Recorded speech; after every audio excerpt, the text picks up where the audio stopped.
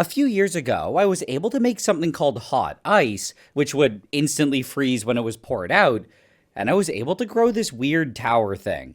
What I didn't show in that video, though, was that it could also crystallize when something was placed into it, which I thought was really cool, and since then, I've been wanting to scale it up. Specifically, this is because I really wanted to be able to put my entire hand into it, and, well, I've finally decided to try this.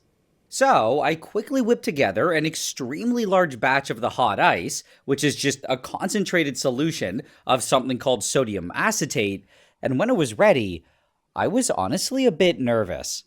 This is because as the sodium acetate crystallizes, it will release a lot of heat, and I was kind of worried that this could burn my hand. Despite that, though, I just went for it, and immediately a bunch of crystals started forming on my fingers, and I could feel everything quickly getting hotter and hotter. However, thankfully, it stopped heating up just before it started hurting, and eventually, my entire hand was fully encased in a huge block of hot sodium acetate, which honestly felt kind of nice. What was also really nice was that my hand was actually relatively easy to take out, and what I think is really cool is that with just a bit of heating, this entire solution can be regenerated.